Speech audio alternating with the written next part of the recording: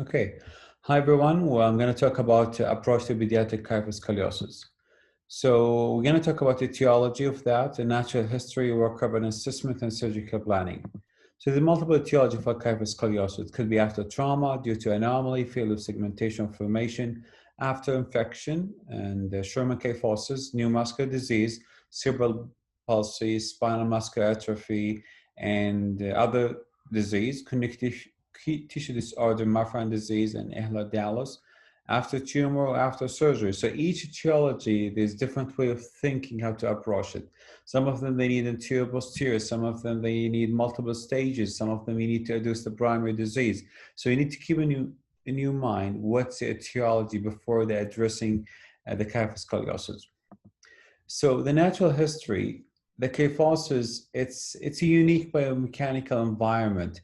So when there's a kyphosis, the center of gravity of the body is shifted anterior, and that put the spine at the different center, and that's higher chance of progression. So kyphosis itself, it's a disease where the progression is really high, especially in growing spine.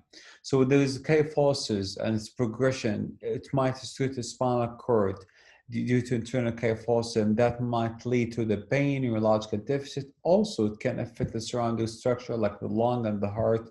So you need to take it really seriously for kyphosis when associated with the scoliosis.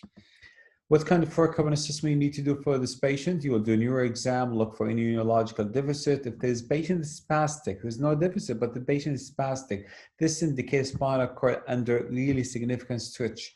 Look any associated disease, any stigmata of neurofibromatosis. If the patient have a spinal bifid, the patient with the Marfan, they have laxative to the joint. So you need to look for any associated disease. As you said, for these, they have different way of thinking when you deal with these cases. You will do scoliosis series as usual, with the bending, give you how much flexible the coronal imbalance, and also traction test to give you an idea about the kyphosis flexibility.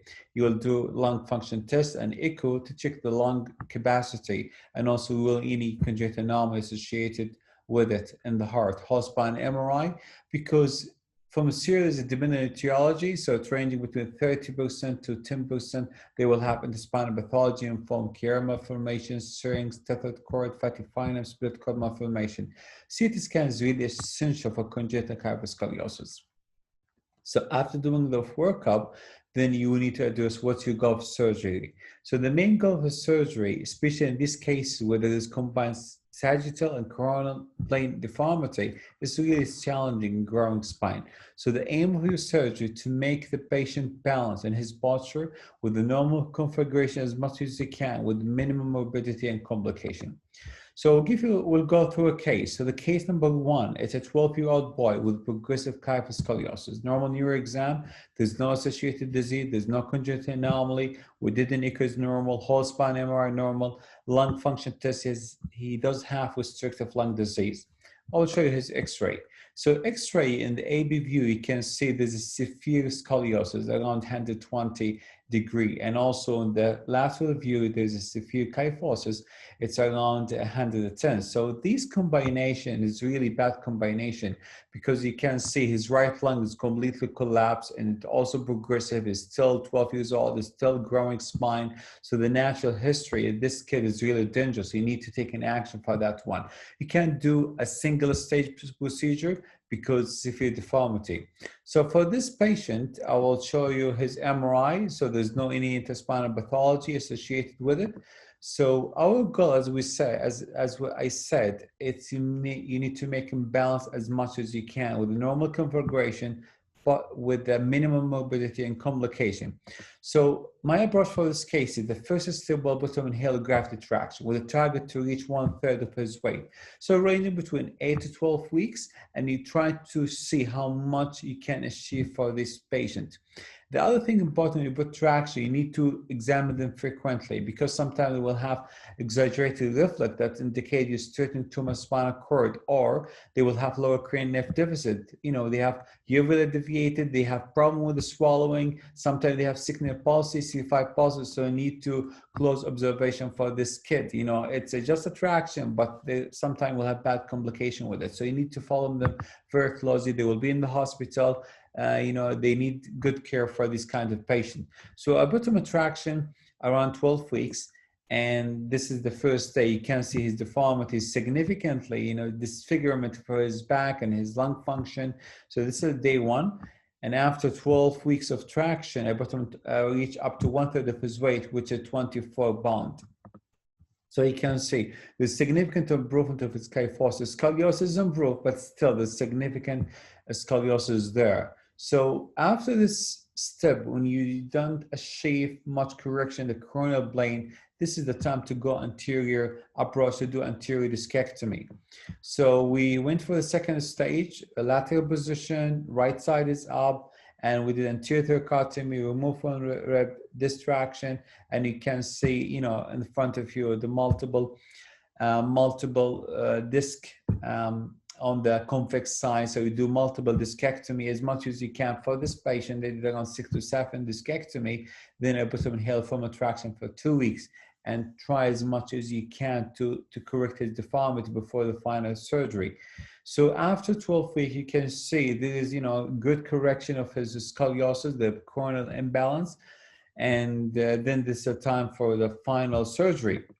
So the final surgery, neurophysiology is a standard of care, hail film traction intraoperative. Try to keep the BAP above 85, you know, because spinal cord with the traction a long time, you do a correction, you're gonna do derotation, you're gonna do bony osteotomy, so it will be fragile. To maintain the MAP as, you know, 85 and above. So fusion from T2 to L4 was done. And you can see his x-ray. This is the first x-ray before intervention, the second after traction, and the final fusion. You can see, you know, the significant improvement of his kyphosis. And we're gonna look now for the AB view. You can see, you know, first one initial x-ray, and the second one after 12 weeks of hail grafted traction, the third one after anterior release and hail femoral traction for 2 weeks, and the final fusion. So the significant improvement of his scoliosis with the balance. And this is x-ray, it's early on. So you don't, you know, it's not really good to judge on it, but that's what we have because the surgery was done recently. And you can see the first day when he arrived, the patient, when the day one, put him on the halo, and this is day 5 after the surgery. His shoulder is balanced, waist more or less is symmetrical, pelvis is level. His posture is really improved on the sagittal view. So that's really good and encouragement.